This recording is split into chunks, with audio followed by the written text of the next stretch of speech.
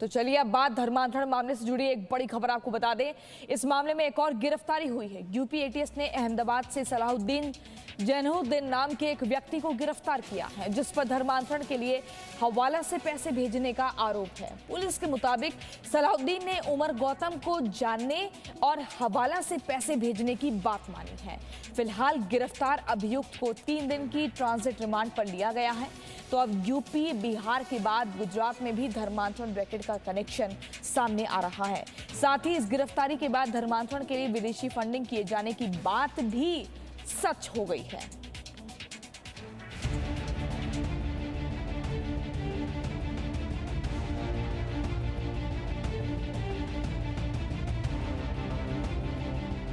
धर्मांतरण साजिश के पीछे कितने चेहरे? सामने आया धर्मांतरण का हवाला कनेक्शन। सलाहुद्दीन बोलेगा, उमर के राज खोलेगा।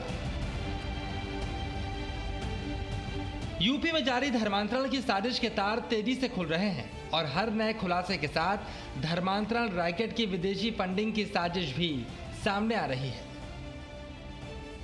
और अब उमर गौतम के धर्मांतरण रैकेट की विदेशी फंडिंग की अहम कड़ी भी यूपी एटीएस के हाथ में लग चुकी है। धर्मांतरण रैकेट की विदेशी फंडिंग की जांच करते करते यूपी एटीएस की टीम गुजरात के अहमदाबाद पहुंची और यहीं पर एटीएस को मिला वो चेहरा जो उमर गौतम को हवाला के जरिए धर्मांतरण के लिए पैसे पहुंचाया करता था।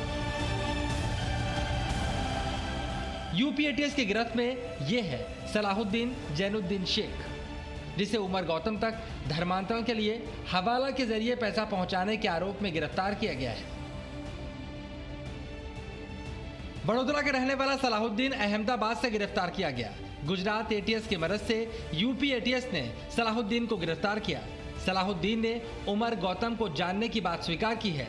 सलाहुद्दीन ने यह भी स्वीकार किया कि वो उमर को हवाला के जरिए पैसा पहुंचाता था।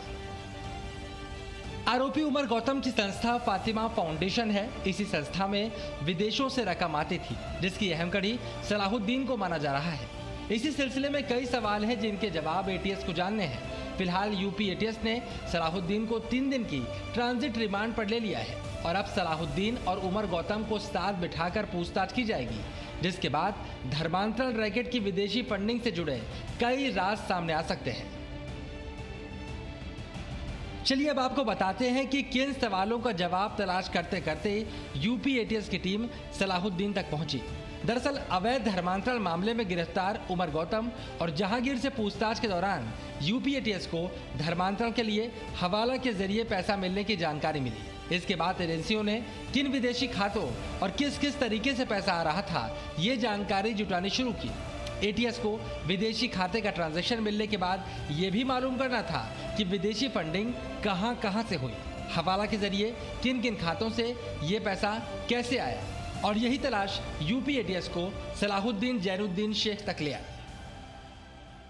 इस्लामिक दावा सेंटर के खाते में कुल 1,82,83,910 रुपये खाते में आए हैं।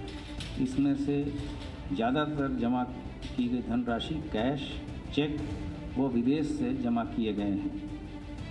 भारी मात्रा में कैश डिपॉजिट और कैश विड्रॉल किया गया है और इन ट्रांजैक्शंस का हवाला नेटवर्क से भी संबंध होना विवेचना के दौरान प्रकाश में आया है।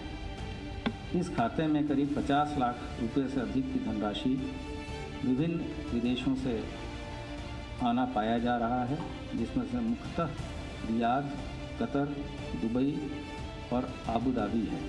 उमर गौतम द्वारा इस ट्रस्ट का न तो आज तक कोई ऑडिट कराया गया है और न ही कोई इनकम टैक्स रिटर्न दाखिल किया गया है।